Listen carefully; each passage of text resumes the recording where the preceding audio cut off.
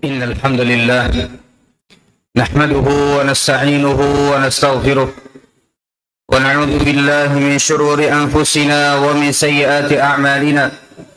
من يهده الله فلا مضل له ومن يضلل فلا هادي له.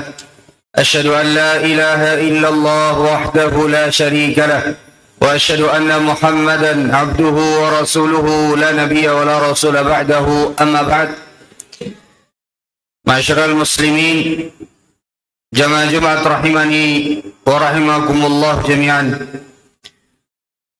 Allah Subhanahu wa taala berfirman dalam Al-Qur'an, "Ya ayyuhalladzina amanu taqullaha haqqa tuqatih wa la tamutunna illa wa antum muslimun." Wahai sekalian orang-orang yang beriman, bertakwalah kalian kepada Allah Subhanahu wa taala dengan sebenar-benarnya takwa, dan janganlah kalian mati kecuali dalam keadaan kalian berislam. Maka ma'asyiral muslimin, jamaah Jumat rahimani wa rahimakumullah jami'an, Allah Subhanahu wa taala menyebutkan di dalam Al-Qur'an bahwa manusia harus menjadikan syaitan sebagai musuhnya. Dan ini perintah Allah Subhanahu wa taala di dalam Al-Qur'an. Allah Subhanahu wa taala berfirman dalam surat Fatir ayat yang ke-6, "Inna syaitana lakum adu, fattakhiduhu aduwa." Sesungguhnya syaitan bagi kalian adalah musuh, maka jadikanlah dia sebenar-benarnya musuh. Dan para ulama menyebutkan bahwa syaitan yang sudah Allah Subhanahu wa taala perintahkan kita semua untuk menjadikan mereka sebagai musuh, akan masuk, bisa menggoda seorang hamba dari berbagai macam pintu dan kesalahan.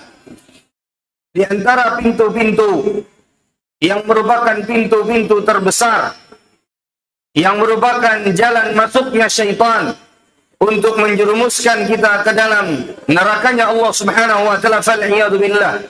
Di antara yang disebutkan oleh para ulama, yang pertama adalah syaitan ingin kita bermusuhan satu sama lainnya. Syaitan ingin memecah belah antara barisan kaum muslimin. Allah Subhanahu wa taala berfirman di dalam Al-Qur'an, "Innama yuridu syaitan an yuqi'a bainakumul adawata wal baghdha." Sesungguhnya syaitan menginginkan permusuhan dan kalian saling berseteru antara satu sama lainnya.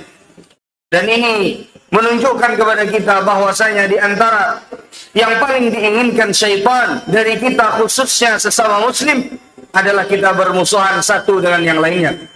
Bahkan tidak jarang antara satu keluarga dengan keluarga yang lainnya yang masih memiliki hubungan darah.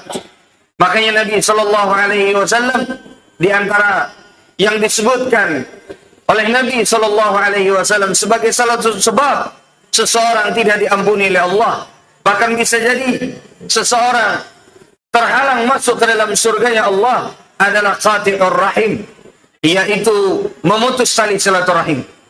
Maka syaitan sekali lagi ingin kita bermusuhan satu dengan yang lainnya.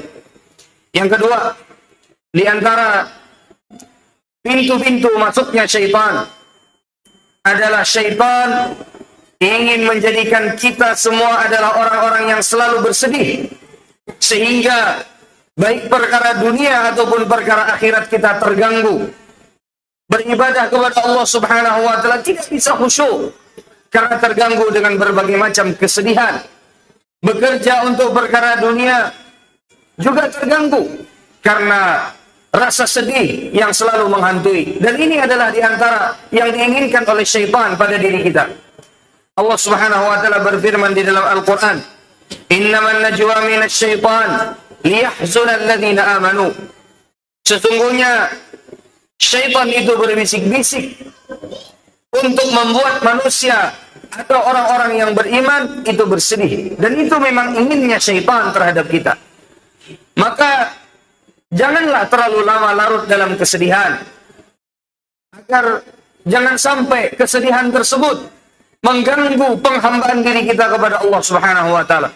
Sampai salat terganggu, sampai ibadah-ibadah yang lain terganggu akibat karena kesedihan. Dan apabila sebuah kesedihan sudah berlarut-larut lama, kemudian sampai mengganggu ibadah seorang hamba, maka ketahuilah itu sebagaimana yang disebutkan di dalam ayat ini, liyahzunal ladzina amanu, syaitan menginginkan kita untuk bersedih. Kemudian di antara pintu-pintu masuknya syaitan atau yang diinginkan syaitan dari diri kita adalah di antaranya syaitan akan berusaha membuat kita tidak bersyukur.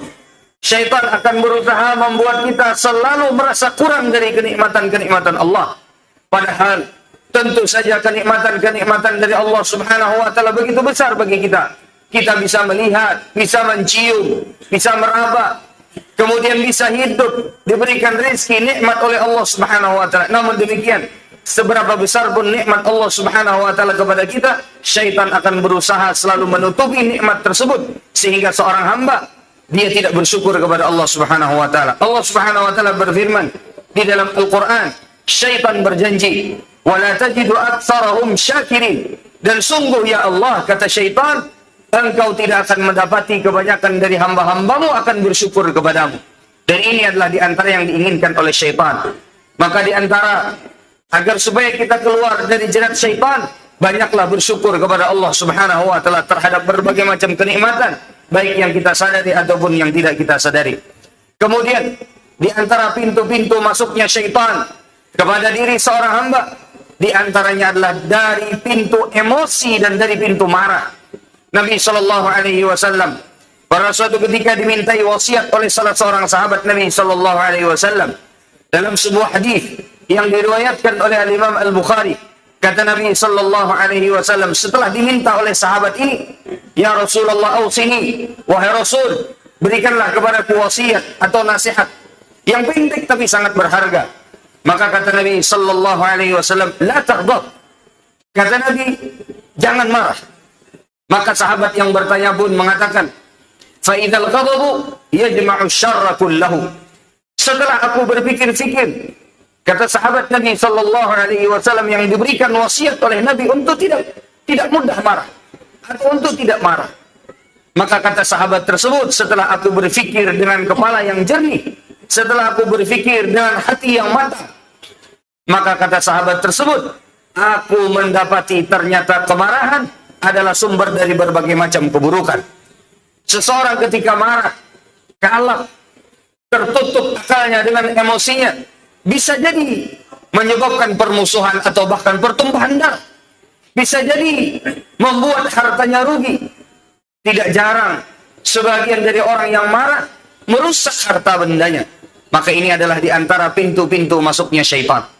Kemudian di antara pintu-pintu masuknya syaitan atau yang diinginkan oleh syaitan dari diri kita, di antaranya adalah al-hasad. Syaitan akan selalu membuat kita hasad, iri, dengki. Selalu ingin membuat kita menginginkan kenikmatan tidak jatuh, tidak didapatkan oleh sesama saudara muslim kita. Maka setiap hati mungkin memiliki hasadnya masing-masingnya. Tapi seorang yang baik, seorang yang beriman kepada Allah, yang percaya akan takdir Allah, dia selalu akan bisa mengembalikan bahwasanya semua orang sudah mendapatkan rezekinya masing-masing. Semua orang sudah diatur rezekinya masing-masing, jadi tidak perlu hasad. Maka kata Nabi Sallallahu Alaihi Wasallam, dalam sebuah hadis yang diriwayatkan oleh Imam An-Nasa'i, la yajtami'ani fi jawfin mu'minin ghubarun fi sabilillah wa fi jahannam. Kata Nabi Shallallahu Alaihi Wasallam, tidak akan bergabung dalam diri seorang mukmin ghubarun fi sabilillah, debu pada saat dia berjihad di jalan Allah, dengan panasnya neraka jahanam. Jadi orang-orang yang berjihad di jalan Allah sampai kakinya berdebu tidak akan termakan neraka jahanam. Kemudian kata Nabi Shallallahu Alaihi Wasallam, wala yajtami'ani fi qalbi 'abdil mu'min. Atau kama qala Sallallahu Alaihi Wasallam, tidak akan bergabung dalam hati seorang hamba yang beriman al-imanu wal hasad, iman dan hasad.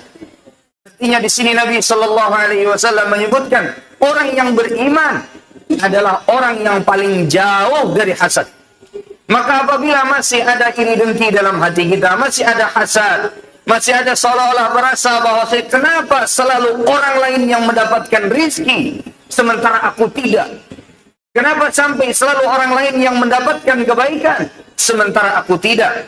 Maka ini adalah di antara tanda-tanda seseorang di dalam hatinya terdapat hasad yang menunjukkan lemahnya keimanannya. Kemudian, di antara pintu-pintu syaitan, di antara yang diinginkan syaitan pada diri seorang hamba adalah syaitan akan selalu membuat kita terburu-buru.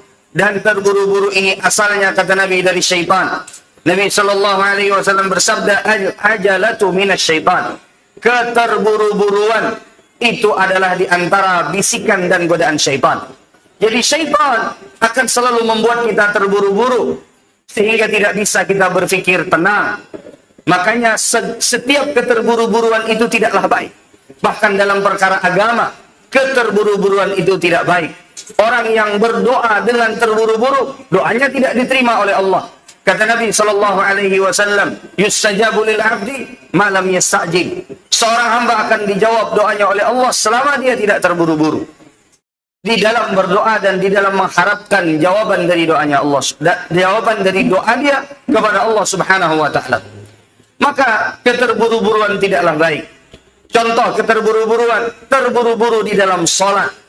Tidaklah baik terburu-buru di dalam sholat, terburu-buru di dalam menuntut ilmu, sehingga lupa untuk meletakkan pondasi dan dasar-dasarnya. Langsung menuntut ilmu kepada perkara-perkara yang berat. Ini tidak baik.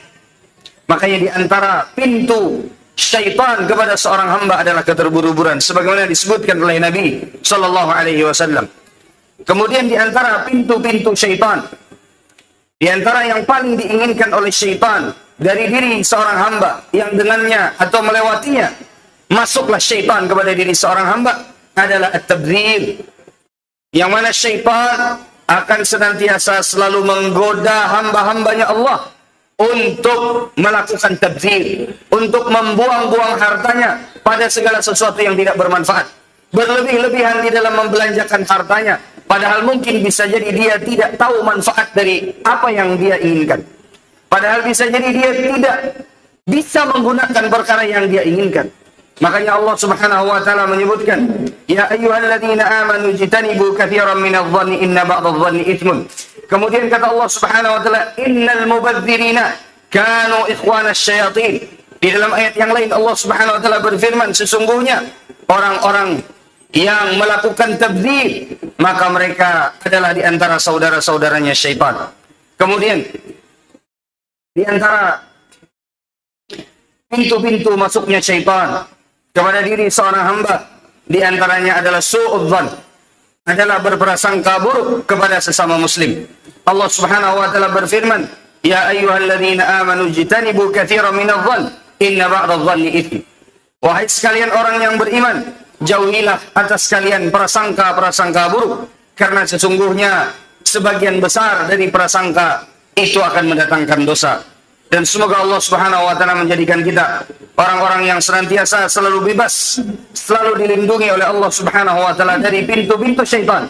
Dan juga semoga Allah Subhanahu wa taala menjadikan kita orang-orang yang selamat dari berbagai macam godaan syaitan. Aqulu qauli hadza wa astaghfirullah li wa lakum wa lisairil muslimin min kulli dzamb innahu huwal ghafurur rahim.